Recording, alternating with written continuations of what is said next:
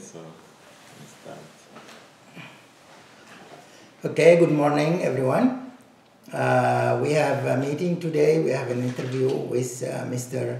Emmanuel Hakizimana. He's from Rwanda. We'll talk today about human rights situation in Rwanda. Hello, welcome, Mr. Emmanuel. Hello. Can you introduce yourself to our viewers? Yes. My name is Emmanuel Hakizimana. So I'm a survivor of Hutu genocide, of Hutu against genocide against Hutu in Rwanda, and I also survived also in Congo. So I'm a humanitarian person. After all the tragedy I went through, I decided to forgive and to be a good person, not to make the same like what I saw. So I have a family in Poland and kids. I started also my foundation, which will lead all my initiatives for peace and for love. What is the name of the foundation? My foundation is the Hakizimana World Foundation. Okay, that's great.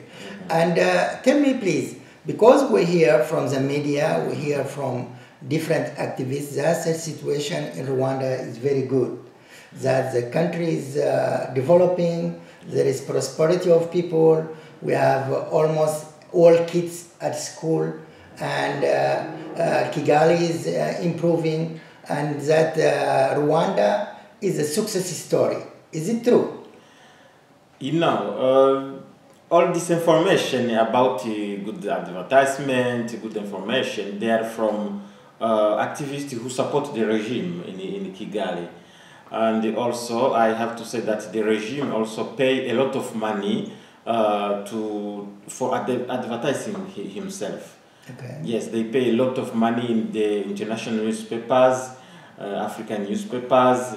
So and they show only the good pictures, but the reality is another. So there's also other information that show also there is something is going very bad.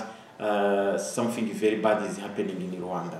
Okay, you call the government in Rwanda the regime. Yeah. Why you call it a regime? Why it is not a normal government? There is elections, there is a parliament full of women, there is a government full of women.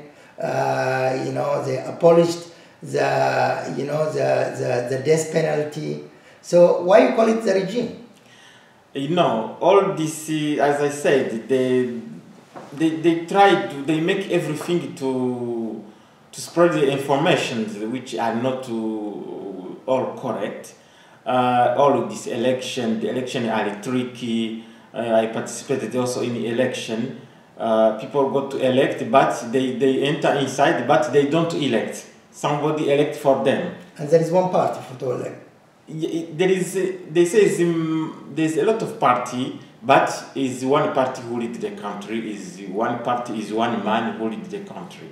Okay, and there was a change of the constitution. Yes, there was a change. Yes. For example, there was a change of the constitution, and the actual president, Paul Kagame, can be president till 2034. He's already more than 26 years in power. Yes. And he wants to be for more 14 years in power. Yes. Okay, that is great. It means that there is no other people in Rwanda, there is no other politicians? Even in the ruling party, the Rwandan Patriotic Front? So it's a very complicated situation because what people see, or what I can say, is normally for a lot of years, for more than 500 years, Rwanda was, I can say that Rwanda have never had a good transition of the power. Okay. Yes, every time it was a horrible situation. It was one power come and must kill other before to other groups. Yes, other group. Okay. Yes, it was like this from the monarchy when it was starting the democracy. It was like this, and also the man with the power also, there was a war, and there is also report which show that, and himself also, people who worked with him or took in conversation with him. I give the example, the former ambassador. We will come to that. We'll come yes, to that. Okay. Okay. So there was no peaceful transition of power in Rwanda before. Yes.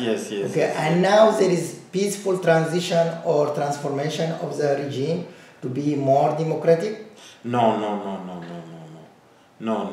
The things are going very bad.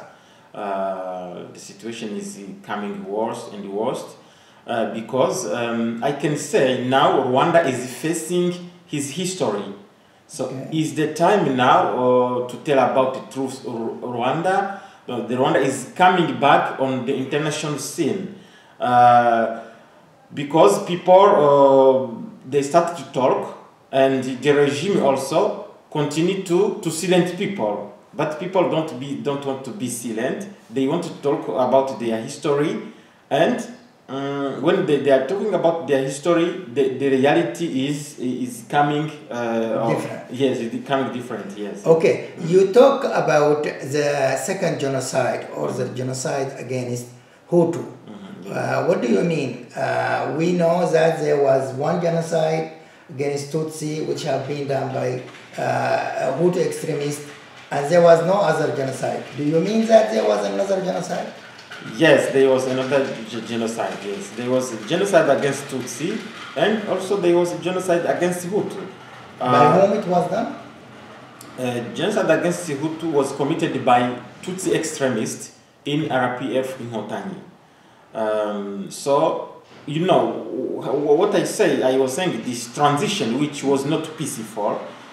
Before 1990, there was a regime also which was dominated by Hutu, yes. Okay. And when the Tutsi was not in a good condition, I have to say, yes, it was a little discrimination. Yes, not a little. There was discrimination, yes. Okay.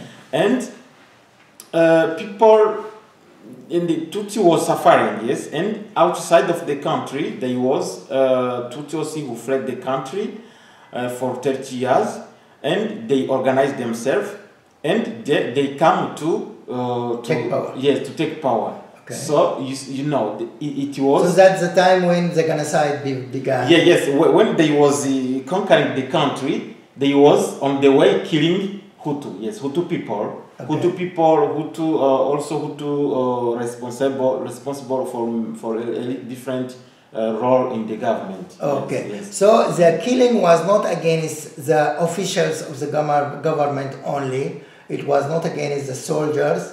It was also including normal civil people. Yes, normal civilian. Because for example, how many people estimated died? Because we know a lot about the first genocide. Yes. Yeah. How many people estimated died in the second genocide of Hutu? Yes, it is not known. It is not known, but by estimation, it is more than in genocide against Hutu, Tutsi. They say 1 million of people. Yes. But the genocide against Hutu, it was more, even 2 or 3 millions, because the Hutu was more people. Okay. But also the killing of Hutu was terrible also. But we never hear about this genocide against Hutu. Nobody is hearing about it. We know that there is a museum of genocide in Rwanda, that the Hutu made the genocide, or the extremists of the Hutu or the government, but we never hear about the second genocide. Now there is a lot of activists who are talking about it. Okay. Yes, there is even a website, www.hutugenocide.com. It is online. So many associations of human rights made a declaration of Hutu genocide. Yeah. So there is now many organizations who are talking about it. There is many, for example, you have a lawyer, which the name is Judy Rever, who writes also a book in Canada. There is mapping report. So there is many things now. Only the regime in Rwanda tried to silence that voice, and also they introduced a law, for example, which say that if you say about genocide against the Hutu or crime against the Hutu, you must go in the jail 20 years. Oh my God. Yes, so this law is against human rights. But you know, because the regime is talking not about genocide generally, they talk about genocide against Tutsi. Yes, yes. So if there is genocide against Tutsi, it means that, you know, by definition, there is another genocide against Hutu. Because they don't say generally genocide, they say genocide against Tutsi. So if even the termination of this, that it is against Tutsi, it means that they know that there was another genocide. Yes, they want to silence people, and normally before there was a genocide, Rwandan genocide. Okay. Yes, but this for them, Rwandan genocide was confusing. It was included also Hutu. Okay. And they want only to listen only genocide against Tutsi. But it is also a question of responsibility, because they are responsible of the genocide against the Hutu. Okay. Yes, and they wanted to escape. So the regime is not talking about the genocide against Hutu because the regime itself is responsible. Yes, some members of the regime are responsible of And this. Kagame? For sure, yes. Because he was the leader. Yes, he was leader of the army, yes. But yes. maybe he didn't know. He didn't know? Maybe. No, it's not possible. How he didn't know? It's not even he talked, for example, about the genocide against Hutu in Congo. When he said himself that they went in Congo and they killed what they want, and they get back people what who they want also. Okay. So himself. There is a record of this. Yes, this record is there. Yes. Okay, let us talk about human rights now in Rwanda. Yes. Many people, they don't know that there is a lot of people who have been arrested, who have been disappeared, who have been killed in Rwanda. Can you name some of these people? The list is very big, is very long. And what I can say even now is that what I see is another tragedy, yes? Yeah. So we have not again ended the tragedy with genocide against the Hutu, genocide against Tutsi, and now we start another tragedy, yes? Okay. And the actual tragedy, what I can say, we don't know to find again the word, because it's so hard, but we try to some activists try to say, for example, I try to say genocide against good conscience. Okay. Yes, or genocide against spirit of the country. Yes. Okay. Because now every person who wanted to say the truth, who wanted to say to the government that you are wrong in this or this, that they kill you. Yes. They killed them. Yes, they killed. You know, this is in contradiction because Rwanda has abolished the death penalty. So in Rwanda, you don't kill people if they kill somebody. No. You just send them to jail. No. They kill, sent to jail is a horrible situation now. So it is tragic now. There is a tragedy which is going on in Rwanda now. Okay. Yes. Can you name some of these people who have been subject to killing or subject to for example, there is a singer, one famous singer, the name is Kizito Mihigo. Okay. Only he called for peace. He called for reconciliation, for all parties to reconcile between themselves, okay, between all ethnic groups. And they fabricate charges, judicial charge, and they put him first in the cart and in prison 4 years. Then they release him. After they release him again, they put again in prison, and he was died in custody. Yes, like okay. this. Yes. And you think that he was dying because of ill treatment and torture? No, they kill him. Assassination. It is an assassination. Okay. There is another singer also. I heard about him. Yes, there is another singer recently with the name is Jay Polly. Also, they put them in prison. He disappeared. Yeah. No, he died. He died in He died. Yes, he in died. prison also. Okay, okay. Yes, yes. And we have a YouTuber as well. Yes, yes. We have YouTuber also, for example, Karasira Aimable. The Karasira Aimable, it is a Tutsi, and but his parent was killed by RPF in Montagne, this extremist Tutsi. Okay. Yes, because when they was conquering the country, the mother of Karasira Aimable tell to one ONG is International Red Cross, I think, and she told them that they killed also Hutu. Okay. Yes, and they killed her. Okay. And because she witnessed it. Yeah. Yes, she witnessed it, and she was not agree with that. Okay. And when the father of Karasira also went to look for his wife. Yeah, his wife. Also, they kill him. Okay. Yes. And now they killed the son. And now, yes, now they want to kill the son. The son is in prison. Okay. He go on YouTube. He created a very famous YouTube channel. He started to say about those crimes committed by this extremist Tutsi. Yes. And he say, I don't like this regime because they killed also people. Okay. They are introducing dictatorship. Okay. So this regime is not good. They took now is in jail. Okay. Yeah, there is another also. YouTuber. Yes, another YouTuber. Shaka Gilbert. Also, the father was killed by RPF in Montagne. And he's Hutu or Tutsi? He's mixed. He's mixed. Yes, okay. he's mixed. The mother is Tutsi. So intimidation is not against Hutu only. Yes, is why I said now it's something very horrible and strange because they are killing everybody, Hutu and Tutsi together. Who are against the regime?